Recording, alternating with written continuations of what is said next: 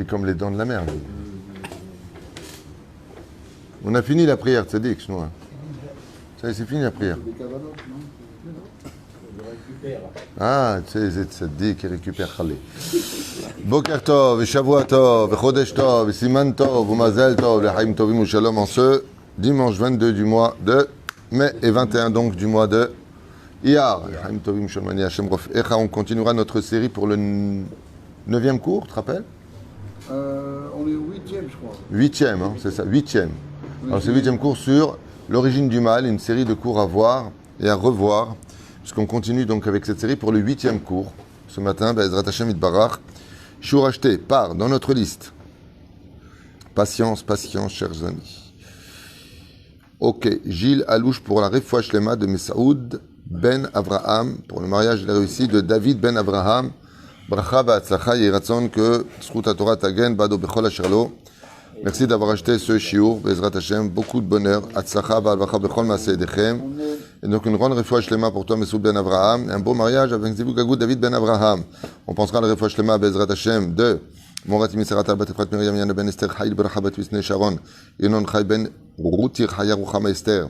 Bat Rivka Ben Simon Baruch Ben Routzofan Meir Ben Routzofan Shmoshman Johanna Yonah Chana Meir Ben Sharon Mazal Shlomo Jean-Luc Ben Zahir Ram Nissim Nachman Ben Rachel Odaya Evi Esther Bat Yael Janine Zmira Bat Alice Aisha Refoua shlema Lechamuz Ben Fredji Bokobza Vechen Hashem Atov Gérard Yosef Ben Israël Refoua shlema Chaim Knofer Ben Terez Vechen Kol Chol Israël Mazal Tov Evelyn Bat Alice Refoua shlema ולאלף אלפי הבדלים לעילוי נשמת כל מתי ישראל ובכללם, votre maman סעודי בת עליה רוח השם תנחנו בגן עדן לכל השעות עמה בכלל הרחמים והסליחות וכן יהי רצון ומרמן תשמתה צורך חיים וכל מתי ישראל. Yalla, on commence notre shiur. Pourquoi tu es là-bas? Viens ici, viens en face. On dirait qu'on est au CM2 ici. Ken Yofi. On a parlé beaucoup de l'origine du Yetzer Hara. Maintenant, nous allons parler de sa technique dans d'autres panels, d'autres façons pour le Yetzer Hara de s'adresser à l'homme pour le faire tomber. Vous savez que le Yetzer Hara, comme on l'a expliqué dans les shurim précédents, c'est une malformation de la pensée, c'est-à-dire qu'il t'emmène vers des pensées qui sont ambiguës, très enrobées de chocolat, comme ces idéologies gauchistes qui sont très dites soi-disant sociales, faut penser à tout le monde, et qui ruinent automatiquement le pays dans lequel ils sont. On voit aujourd'hui ce que fait la gauche au sein du gouvernement israélien, tout ce qu'il faut pour ceux qui nous haïssent et rien pour ceux qui ont construit ce pays. C'est au nom de l'idéologie de l'humanisme que se cache très souvent justement le Yetzer Hara, alors qu'on sait que quand on a des frontières qui sont bien gardées, ça n'empêche pas de recevoir les gens. La Torah nous le demande, que les étrangers qui viennent chez toi, tu as été étranger, soit accueille-les bien, mais accueillir des étrangers, ça ne veut pas dire leur donner le pays, ça veut dire les accueillir. Une grande différence. Et la reine, on a vu que toutes ces idéologies sont malgré tout crémeuses. Hein, quand tu viens et que tu amènes une très jolie fille à la maison qui n'est pas juive, ok, et que ta mère, elle te dit, mais chérie, elle n'est pas juive, qu'est-ce que tu fais avec elle? Tout de suite, mais pourquoi vous êtes raciste? Pourquoi vous n'en voulez pas? Qu'est-ce qu'elle a de mal? Elle est plus religieuse que vous. Elle respecte plus. Et hop, tu commences à faire, au nom de l'humanisme, beaucoup d'erreurs. Et ça, c'est du pur Yetzer Hara. Kipshuto. Pourquoi et comment il y arrive? C'est ce qu'on va étudier au niveau technique. Bezrat Hashem, pour ce shiur. Yetzer Hara, il a une très grande technique et il sait comment s'y prendre. Il fait ce que l'on appelle endormir la personne. Il endort la personne. Comme par exemple, vous voulez approcher des migales ou des scorpions ou toutes sortes d'animaux venimeux et nuisibles, vous leur mettez dans une ambiance comme ça, un produit qui va les endormir, les somnoler, et on fait de ce qu'on veut. C'est ainsi que le Yetzer Hara a créé ce qu'on appelle l'assimilation. Il nous a endormis. C'est-à-dire, donc quand tu es endormi, c'est pour ça d'ailleurs que tous les versets de notre Torah nous parlent de la Géoula par le fait de se réveiller de notre sommeil, qu'on expliquait dans d'autres shiurim. Quelqu'un qui vit dans l'assimilation, qui ne fait pas Torah Mitzvot, c'est quelqu'un qui s'est endormi. C'est-à-dire, c'est pour ça qu'on dit, d'ailleurs, Rechaim bechayem keruim metim. Quelle différence est-il entre un vivant et un mort? Le vivant est debout, le mort est allongé. C'est pour ça que Dieu a voulu que dans la Hamida, quand on prie Dieu, on soit vivant. Donc on est debout. Surtout pas allongé. Et encore moins à quatre pattes ou à genoux. Lama, comme il est marqué, Volech etrem komimiyut. Komimiyut, Rachid dit, bekomas kufa. Il faut se redresser.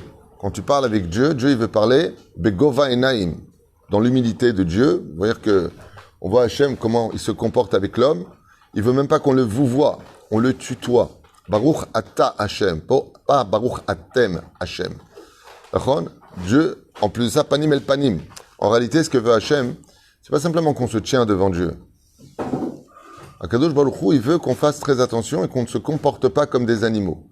Car les animaux, comme je vous l'expliquais Shabbat, ce sont les seuls qui, malgré qu'ils soient debout, sont toujours allongés. Les animaux marchent de façon générale, à part quelques exceptions à la règle, de façon, quand ils courent, quand ils se déplacent, ils sont toujours le dos et la tête au même niveau. Des fois pire encore, chez les bovins, la tête est voire en plus bas encore, lama, parce que ce qui va faire la différence dans le Yetzer Hara, c'est qu'il va vouloir faire un irbouvia, un mélange entre l'intellect et les sentiments. Et qu'est-ce qui nous aveugle dans ce monde? Qu'est-ce qui nous endort? C'est nos sentiments. Et notre intellect. Ce sont des shurim qu'on a fait et refait. Mais là, je voudrais expliquer quelque chose de différent. Velachen, fouach les mains. Velachen, quand malheureusement, on n'a pas la différence entre l'un et l'autre, qui se situe dans des mishkanim différents. C'est quoi les mishkanim différents? Je m'explique clairement. Nous avons le cerveau, qui commence par la lettre en hébreu, même, moach, cerveau. D'accord? Nous avons le cerveau. Par contre, qu'est-ce qu'on a ensuite? La neshama est dans le cerveau. Ensuite, on a le cœur. Le cœur, il y a le ruach dedans. Ça commence par la lettre en hébreu, lamed, lève.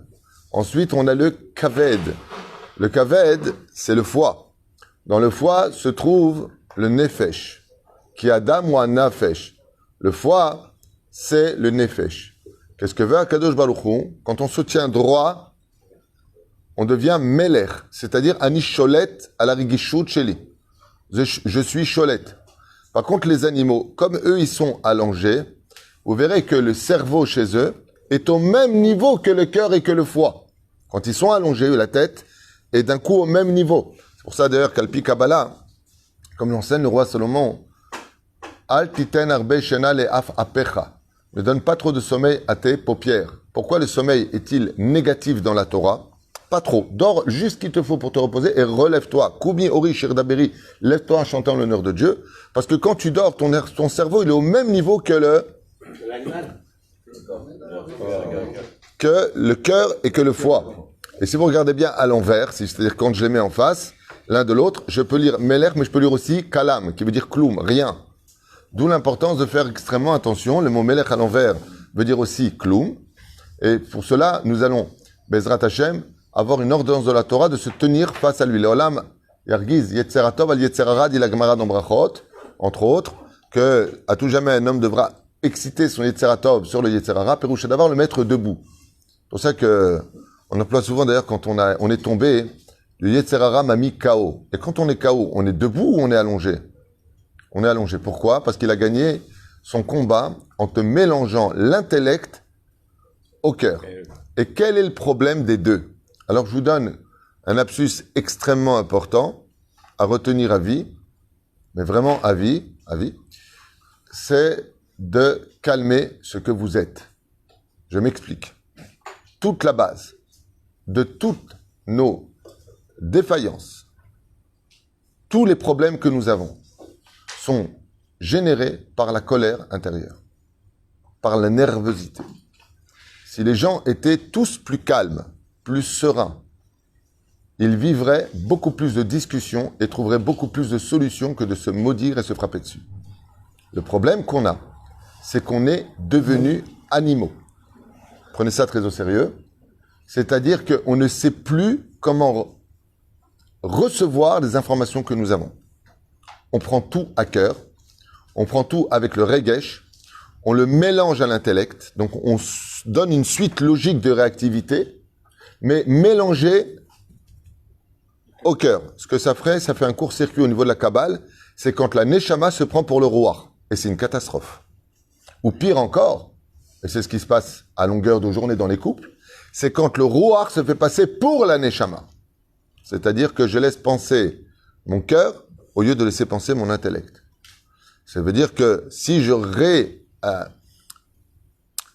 remonte au niveau de l'intellect une catastrophe qui m'est arrivée, eh bien, je vais la mettre dans la réalité, car l'intellect est réaliste. Si je la laisse passer par le cœur, je vais faire un amalgame automatiquement. Donc, je vais descendre au niveau du foie, qui va monter au niveau du cœur, qui va monter au niveau du cerveau, et après, je ne sais plus faire la distinction entre l'un et l'autre. Et la preuve en est, quand on se calme, une fois qu'on s'est mis en colère et que le Yetzer Hara a gagné son combat, le Yetzer Hara quitte le ring, il a gagné, il ne te reste plus que l'intellect. Et qu'est-ce que tu dis? Écoute, faut que je te parle, je suis pas bien en ce moment, j'ai été trop nerveux, je pensais pas ce que je disais. Pourquoi tu le dis maintenant? Parce que tu es calme. C'est pour cela que Bezrat Hashem, dans toutes les épreuves que nous avons, faut être toujours debout pour les affronter et jamais allongé. Jamais. C'est-à-dire jamais venir vers une épreuve où le Yetzer Hara va t'endormir. Il va te mettre une droite. Et tout ce qu'il veut, c'est que tu t'allonges. C'est pour ça que quand je l'ai écrit hier soir à quelqu'un, 1h du matin, il m'a dit qu'il était tombé face à une faute, je lui ai dit, tomber, c'est pas ce qu'il y a de plus grave. Mais de pas se relever, c'est ce qu'il y a de plus grave. Va au lech etrem komimiout. Si vous voulez que je marche avec vous, il dit à Kadosh Baruch Hu, lève-toi. Lève-toi, arrête de pleurer, lève-toi. Dans la vie, il faut savoir se relever. Il faut arrêter de constamment être dans une situation mortuaire. Quand t'es mort, t'es mort. Même quand on est en deuil, on ne s'allonge pas. On s'assoit. Pourquoi on s'assoit? Parce que les enfants sont les jambes des parents. Et ainsi donc, afin que le cœur et le foie restent sous dominance de l'esprit, quand on est en deuil, on s'assoit. On ne s'allonge pas. Pourquoi? Parce qu'on peut perdre la tête quand on s'allonge. Mais la reine, quand on veut, Bezrat Hashem, rencontrer Hashem, c'est Be'amida. La prière en hébreu s'appelle la Hamida. Elle porte le nom. On pourrait très bien les appeler les 18 bénédictions, comme on le voit dans certains sidourim, ou les 19 bénédictions, puisque Shmuel HaKatan a rajouté la minim et la malchenim. Hatshuva ilo, la Hamida, pour te faire comprendre que pour parler à Dieu, il faut que ton cerveau contrôle ton cœur et que ton cœur contrôle ton nefesh. C'est-à-dire que tu replaces les hiérarchies dans un ordre chronologique sous lequel, chas v'shalom, tu ne pourras jamais t'en sortir. Prenons un exemple de la vie avec Masechet Avot. Comme on l'a vu hier soir, im en kemach en Torah. De im en Torah en kemach. Qu'est-ce que cela veut dire? Au niveau du pshat, quand on dit im en kemach en Torah, s'il n'y a pas kemach gematria Nachman derech hagav, celui qui n'a pas de la Torah de Rabbi Nachman qui brûle la Torah, ça c'est au niveau de la chassidut, c'est mignon. Aval dans tachles des choses, mazé im en kemach en Torah, si on n'est pas sorti d'Égypte avec les trésors de l'Égypte, comment on va étudier la Torah? Puisque la Torah nous a été donnée pour être vécue dans un monde matériel, donc il me faut de quoi assumer matériellement mon étude de la Torah. C'est le pshat. Mais on veut aussi nous faire comprendre que si tu veux qu'il y ait de l'abondance, de quoi dépend l'abondance du monde d'en haut vers le monde d'en bas, des richesses que Dieu veut nous accorder, elle dépendra essentiellement de l'étude de la Torah de ceux qui vont la mettre en pratique. En d'autres termes, et ce contre toute attente, quand le commerce marche dans une ville, ce n'est pas parce qu'il y a downtown qui s'est ouvert. C'est pas parce qu'il y a la ville commerciale qui s'est ouverte. C'est grâce à ceux qui étudient la Torah, nous dit la Mishnah, qu'il y a du commerce dans le monde. On s'en est rendu compte, Mideoraita, face à un homme qui l'a prouvé. Vayetse Yaakov Meber Shava Vayelech Harana. Rashi intervient et nous dit, est sorti le tzaddik, est sorti la lumière, est sorti la splendeur, la parnassa, le mazal, tout est tombé à l'eau. C'est les trois mots que Rashi vient nous dire. Ziba Odara, Va'adara. Mazotomeret. On pose la question, qui c'était Yaakov Avinu? Ishtam Yoshev Oalim. Tant qu'il était à Beersheba en train d'étudier la Torah, il n'y avait plus de pauvres à Beersheba. Il y avait que des gens qui gagnaient de l'argent. Et parti Yaakov de Beersheba, tout le monde a posé la question, dit Rashi, mais qu'est-ce qui se passe? Pourquoi le commerce est tombé? C'est grâce à ça qu'il y a de la Torah. Ça, c'est le pshat de cette Mishnah-là. Nous allons entrer maintenant dans le drage de cette Mishnah-là. Et cette Mishnah va nous faire vraiment réfléchir. Imen kemach en Torah. Effectivement, quand tu viens pour aller chercher ton travail, kemach, pirusha davar, la farine au niveau et au sens littéral du terme, aval ça veut dire le pain, on tachlès des choses. Omer pashut meod. Imen kemach en Torah. Si tu vas pas travailler dans ce monde, il n'y aura pas de Torah. En d'autres termes, la Mishnah vient nous faire comprendre que le but du travail, c'est de soutenir la Torah. Heureux celui qui aura dans sa vie la possibilité de prendre un avrer avec lui. C'est une assurance vie. Dites-vous lachem. Mais ça, vous le saurez à 120 ans là-haut. Chaval lo lakarta avrer. Chaval lo rzakta belomde Torah. Dommage que tu n'as pas soutenu la Torah. On est souvent attaché à des principes de cœur au lieu de réfléchir avec l'intellect. Par exemple, qu'est-ce qu'il y a de mieux? D'acheter un Shulchan Aruch dans des kolélim ou un Sefer Torah pour ses parents? Vadaï que le mieux c'est un Shulchan Aruch et pas un Sefer Torah. C'est évident.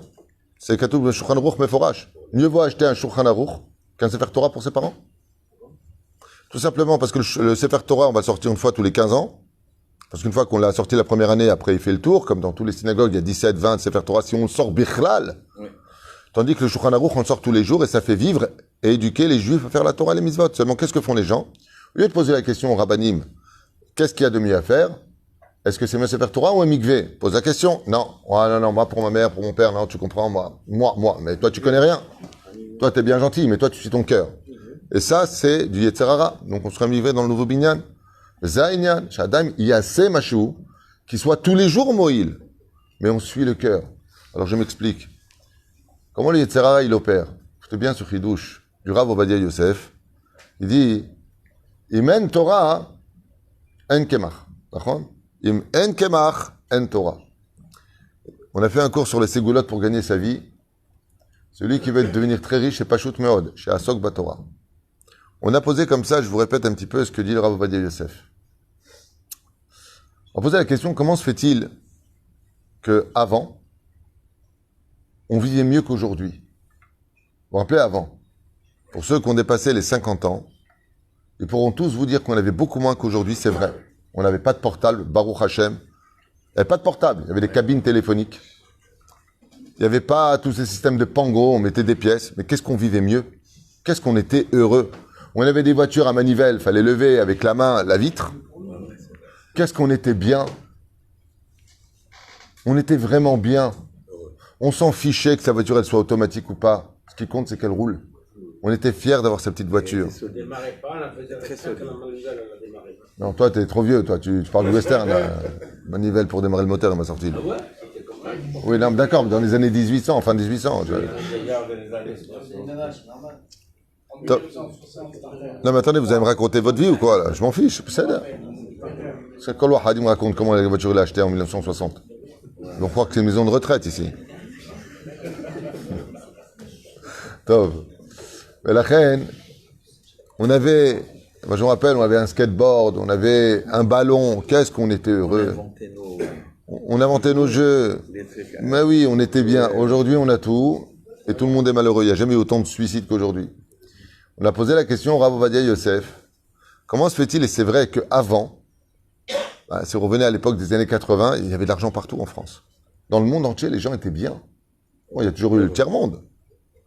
Et aujourd'hui, avec high-tech et les milliards et les machins, il n'y a rien. Non, on va y arriver. On va y arriver, Tzadik. Mais on est dans un monde aujourd'hui où, par exemple en Israël, tout comme en France, pays numéro 1 au niveau des clochards. Dans quel pays il y a le plus de clochards au monde? Aux États-Unis d'Amérique, soi-disant le pays numéro 1 de l'économie mondiale. C'est le pays où il y a le plus de clochards. C'est ça? Donc remettons un petit peu les choses dans leur contexte. Avant, il n'y avait pas autant de clochards aux États-Unis. Plus ça va dans le modernisme, et plus ça croule au niveau de la société. Et aujourd'hui, tu vois la folie de ce qui se passe dans les réseaux sociaux, tout le monde est conscient que le bonheur n'est plus du tout à la page. On est à la poursuite du bonheur chaque jour, en faisant de plus en plus de sensations et de faire monter l'adrénaline. Et c'est une preuve qu'on est malheureux. J'ai jamais eu autant de divorces qu'aujourd'hui. Jamais. Les éperouches d'avar. Lama. On a posé la question au Rav Ovadia Yosef, il a dit la chose suivante. Avant, et c'est vrai, quand tu rentrais dans une boutique d'un juif, tu trouvais toujours à côté de la caisse le livre de Teilim, Chokle Israël, un livre de Mishnayot, un petit Shulchan Aruch. Avant, quand tu rentrais dans une boutique, tu trouvais toujours des livres. Ce qui fait que quand les gens, ils attendaient un client et qu'il n'y avait pas de client, tout de suite, ils s'asseyaient, ils étudiaient la Torah. Et donc, ils travaillaient plus. Pourquoi? Parce que le Yetzer Hara, dès que tu étudies la Torah, il veut pas. Le Yetzer Hara, il veut pas que tu étudies la Torah. Donc, qu'est-ce qu'il fait? Il t'amène tout de suite un client. Vous avez remarqué que dans la vie, que le Yetzer Hara, comment il s'y prend? On vous demande d'aller le soir. Tu viens, on va en boîte, tu as toujours la force. Bon, c'est vrai que dans certains cas, tu vas dire non, là, vraiment, je peux pas. Aval dans le Tachles, tu viens, on va au cinéma, allez, allez, je viens. Tu viens, on va à une soirée, on va à une boum, on va à machin, toujours la force. Tu viens à un cours de Torah, je suis crevé. On n'a jamais la force pour la Torah. Le Yetzer Hara, là où il y a de la Torah, ou le Rotzel Itkadem, qu'est-ce qu'il fait? Il vient occuper l'homme à faire autre chose. Ce qui fait que quand tu es au travail, lui, il est content. Pourquoi? Tu as laissé Chaya Olam Haba et Chaya Shah. Tu as laissé un monde futur. Chaval que tu n'étudies pas la Torah, mais tu travailles. Ok, c'est aussi une mitzvah de travailler. C'est pas une tare, bien au contraire. Comme je dis souvent, une fois, il y a quelqu'un qui est rentré ici, il m'a dit, je peux être Hazan aujourd'hui, mais je suis pas parti me changer, j'ai les habits sales. J'ai regardé comme ça, c'est un électricien. Il travaillait sur un chantier, je lui ai dit, tu as les habits les plus propres de la génération. Ce sont ceux de l'honnêteté, montre Hazan. Mais la reine, quand tu viens et que tu travailles, le Yetzer Hara, il est très content. Travaille, comme ça, quand tu rentres le soir, t'es crevé, t'as pas le temps d'aller prier Mincha Yarvit, tu vas t'endormir, tu vas pas étudier, et j'ai gagné mon combat. Toute ta vie, tu auras travaillé pour rien. Voilà ce qu'ils veulent Yetzer Hara. Aval, à l'époque, dès que, par exemple, le vendeur de tissus, il s'asseyait, prenait Chokle Israël, il disait, bon, je vais finir Rashi. Après, il prenait le livre, il disait, oh, papa, il se met à étudier la Torah, vite, j'en vois inclure celui-là. Et men Torah, en Kemach. S'il n'y a pas la Torah, il n'y avait pas le Kemach. Ça veut dire qu'il fallait que tu étudies la Torah pour un parnassa. De là, le Rav Ovadia Yosef, il dit, au lieu de courir chez les Mekoubalim du matin au soir pour trouver des solutions au niveau de la parnassa, va étudier la Torah et tu verras que le Yetzer Hara va t'amener tous les clients de la terre. Parce que lui, ce qu'il veut, c'est surtout pas que tu restes assis en train d'étudier la Torah. C'est ça son combat. Mais nous, qu'est-ce qu'on fait? On suit notre regesh. On pense que c'est entre nos mains à nous. Ouais, t'as pas un client, faut que je trouve un client, faut que je fasse comme ça. Mais étudie pendant ce temps-là. Non, qu'est-ce que tu as fait? Tu as ce qu'on appelle brasser de l'air. On dit en hébreu, moudre de l'eau. Tu as l'impression que c'est toi qui fais les choses. Et tout ça, c'est les tahboulot du Yetzer Hara. Le Yetzer Hara, qu'est-ce qu'il fait? Il fait des courts-circuits entre le sechel et l'intellect. Tu vois, le nombre de temps qu'on a perdu dans notre vie, on aurait pu finir des livres et des livres de Torah. Et qu'est-ce qu'on a fait, nous? Ah, il faut que je trouve une solution. Oh, je suis pas bien. Oh, je suis ceci. Oh, je suis... Avallertil ma Torah. Il y a un garçon qui m'avait raconté à l'époque que le propriétaire de l'appartement, il l'a renvoyé parce qu'il n'arrivait pas à payer son loyer. Et ce garçon travaillait. Il est parti voir son Rav et il lui a dit, qu'est-ce que je fais? Le Rav lui a dit, écoute, t'as tout essayé. Combien de temps il te laisse? Il lui a dit, une semaine maintenant pour partir. Ok. Alors va étudier la Torah. Jusqu'à plus rien à faire. Va étudier la Torah. Ça s'est passé où? À Jérusalem. Tibanem et Tikonen. Maintenant, lui, qu'est-ce qu'il fait? Il arrête d'écouter son regesh et ses nerfs. Il arrête sa révolte. Il est parti étudier la Torah. Quand il est rentré dans le Beth Midrash pour prendre un livre et étudier la Torah, le propriétaire de l'appartement lui-même, il est rentré dans ce Beth Midrash. Et il a vu de loin en train d'étudier la Torah. Alors il est parti le voir, il lui a dit, je savais pas que tu étudiais la Torah. Il dit, ouais, quand je peux, je viens toujours étudier la Torah ici. Quand il est sorti, il lui a donné un chidouche. Le locataire, il lui a donné un chidouche au propriétaire. Et quand il est sorti, il a dit, mince, c'est un homme de Torah qui étudie la Torah. Il est parti le voir, il dit, écoute, je te laisse encore un mois pour trouver une solution. Et Kachaya Matzav. Sauf quand tu vas étudier la Torah, Kadosh Baruch Hu, puisque tu t'occupes de moi, il te dit Hachem, moi je m'occupe de tes problèmes. C'est ce que dit la Mishnah Masechet Avot. Celui qui m'a avir Ol Torah, ma'avir Malav Ol Malchut. C'est fais attention, tu prends sur toi le joug de la Torah, Kadosh Baruch Hu, il prend sur lui, on joue à toi des souffrances du gouvernement, de tes problèmes, de tes soucis. Et la reine, c'est normal que chaque fois qu'on pose la question à un avraire, comment tu t'en sors à la fin du mois, tu dis toujours, je sais pas. Parce que celui qui sait, c'est celui qui fait le miracle, c'est Dieu lui-même. Et la reine, étudier Zenachon, Aval, fais attention de ne pas mélanger le regesh avec l'intellect. Sois chacham. Tu as fait ce que tu avais à faire maintenant. L'er tilmad Torah. Tishev et tilmad Torah. Et ainsi donc, Bezrat Hashem, on comprend pourquoi. Imen kemach en Torah. Imen Torah en kemach. Plus grande Ségoula, dit le Rav Avadia Yosef. Tu veux une bonne parnassa, tu es au chômage, tu cherches une parnassa, va étudier la Torah. Ne perds pas ton temps. Va étudier la Torah. Dès que tu vas t'asseoir étudier la Torah, tu vas chercher une chavruta. Kaut Rabbi, bonjour, vous cherchez du travail, j'ai besoin de vous. Hoppa! Hoppa! En Torah, t'es pas parti du Torah, le Yetzirah va pas t'amener le kemach. En kemach. Aval, tu vas chercher la Torah. Le Yetzirah lui-même va te courir pour t'amener une parnassa. Pourquoi? Pour te réendormir une fois de plus, pour te laisser dans métro, boulot et dodo. À laquelle on peut tout à fait faire les deux, à la condition où, Bezrat Hashem, c'est notre intellect qui donne la permission au cœur de pouvoir s'ouvrir et de penser. Le cœur n'existe que pour une seule chose, c'est pour les autres. Donc tu sois là pour les autres. Ouvre ton cœur aux autres. Aval vis-à-vis du sechel, quand tu vas voir un chacham, réfléchis avec son intellect, avec sa neshama. Sheikh Voamer Bezrat Hashem Itbarach. C'est un Pérouche Davar, pour lequel on devra faire attention essentiellement à une chose, pour ce 8e cours sur l'origine du mal. Si vous voulez soigner la base de toute la teshuva, il faut arrêter d'être nerveux. Calmez-vous, parce qu'elle est la base de tous nos problèmes. La colère, l'anxiété, d'ailleurs mène à la tristesse. Toutes ces réactions que nous avons de j'en peux plus, de je, si tu n'en peux plus, trouve une solution. On n'a pas dit qu'on était des robots. Aval, calme tes nerfs. Vous calmez vos nerfs, vous calmez votre façon d'être, vous allez voir que c'est votre intellect qui va réagir, et quand l'intellect réagit, il voit la globalité des choses avec rectitude, et surtout dans les dimensions réelles de leur réalité, non pas ta réalité, qui est très souvent empreinte d'amalgame, dû à des courts-circuits intérieurs, où l'homme ne fait plus du tout attention entre qui pense, qui parle et qui agit. D'où l'importance, Bezrat Hashem, de se lever face à l'épreuve et de ne pas s'allonger face à l'épreuve, selon nos Mekoubalim. Kachaya Bezrat Hashem Esber Anifla, sur le fait de faire attention aux sentiments du cœur et à l'esprit clair de l'intellect. Ken. J'avais une seule question.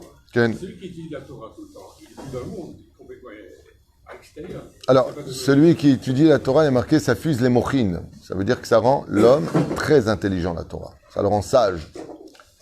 D'accord? Il est extérieurement Alors, dans le travail, dans le monde.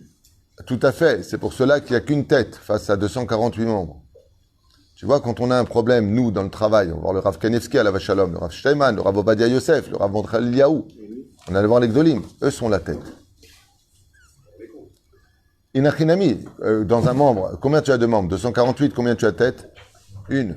Il faut une tête pour 248. Inachinami, c'est pour ça qu'il y a Baruch Hashem, beaucoup de tzadikim qui reçoivent toute la journée plus de monde. Donc les tzadikim font plusieurs travail. En d'autres termes, ce que je veux faire comprendre, c'est que tout comme il y a des médecins, il y a des malades. Alors, il faut être médecin pour soigner? Non. On a des médecins dans chaque ville, ça suffit. On ne va pas faire des synagogues tous les 2 centimètres. Une grande... Inachinami. Ce que je veux dire par là, c'est que on a besoin d'une élite de personnes qui soient agréées à l'étude de la Torah, comme ce fut le cas des Lévi'im. Les Lévi'im n'ont pas d'héritage. Qu'est-ce que faisaient les Lévi'im? Ils enseignaient la Torah. Alors quoi? Toute la journée, ils vont enseigner la Torah? Oui, mais il y avait 12 tribus. Donc c'est 1 sur 12. Tu comprends ce que je veux dire? De la même façon, combien on a d'Avrechim dans la ville par rapport au nombre d'habitants? Il y a 263 000 habitants dans la ville d'Ashdod. Si on dénombre ici plus de 500 Avrechim, c'est un S. Combien? C'est en pourcentage. 500 Avrechim dans une ville de 263 000 habitants. Fais ton calcul. Donc quand tu poses la question, mais si on était tous comme ça, qu'est-ce qui se passerait? Alors réponse, le travail serait fait par les autres. Chez Nehemar, Ya'avdu Chamim, Bishtachavu Lecha Leumim. Quand tu auras la Géoula, quel est le but de la Géoula, professeur Lévi Ayakar? Le but de la Géoula, tu sais ce qui va se passer? Sache que Israël deviendront tous des Avrechim. Qui c'est qui va travailler? Ya'avdu Chamim, Bishtachavu Lecha Leumim. Les nations du monde travailleront pour nous. Comme ça dit la Torah. Mais la reine, ce sera chacun son rôle. En d'autres termes, Israël deviendra Issachar et les nations du monde prendront le rôle de Zevulun. Kulam ya'asku b'Torah. La da'at et Hashem. Kulam ya'asku b'Torah la da'at et Hashem. La Gemara nous dit Bichlal que les pierres de Jérusalem seront des diamants. On se moquera même de ceux qui ramasseront des diamants à cette époque. En disant, mais qu'est-ce que tu ramasses? Il est kartov natati lechem torati asavu. Seulement la différence. La différence. C'est qu'il y aura une telle poursuite de la connaissance de Dieu qui sera due au dévoilement de Dieu. C'est-à-dire que ici, dans l'état actuel des choses, nous vivons avec un Dieu qui se cache totalement. Quand la Géoula va se dévoiler, Dieu va retirer son masque, entre guillemets, Dieu va se dévoiler dans le monde. On va sentir que Dieu existe. On n'a pas besoin d'émouna. On va ressentir la présence de Dieu. Et quand on ressent la présence de Dieu, tu sais à quoi ça ressemble? Ça ressemble à une jeune petite fille qui a toute sa vie durant cherché sa mère. Elle voulait savoir qui était la mère qui l'a mis au monde. Et ils s'envoyaient des fois des courriers. Et puis voilà qu'un jour, en marchant, cette petite fille entend le mot « ma fille ». Elle se retourne et qu'est-ce qu'elle fait d'après toi? Elle court dans les bras de sa mère. C'est exactement ce qui va se passer à la fin des temps. Pour l'instant, on a des courriers avec Dieu, on prie Dieu, il nous renvoie, on ne voit pas, on ne sent pas, on a un courrier. Mais quand viendra le moment de la Géoula, on va entendre dans le cœur de chaque juif Akadosh Baruch Hu dire « ma fille, mon fils ». Et là, on va courir vers lui.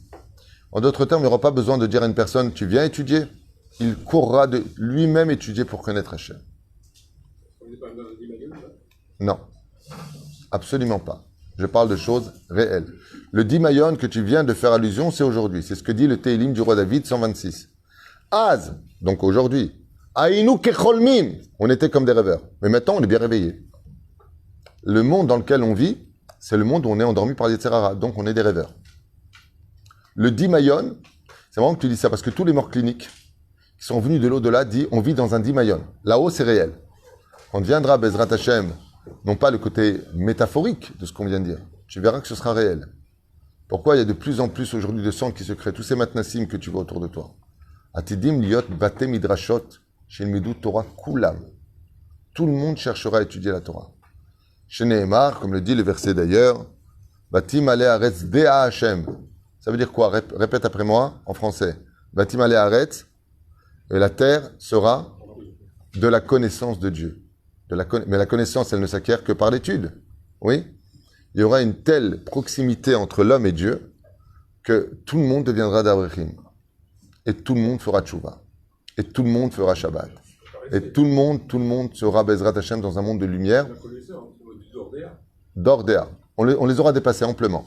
Pourquoi? Parce que le Dordéa, la différence entre nous et eux, le Dordéa, pour ceux qui ne savent pas, c'est la génération du désert qui a reçu la Torah. C'est que eux, ils l'ont vécu en dehors d'Israël. Donc, ils n'ont pas eu leur niveau de Neshama. Et ils ont reçu la Torah du Sinaï. Nous, on recevra la Torah de Tzion.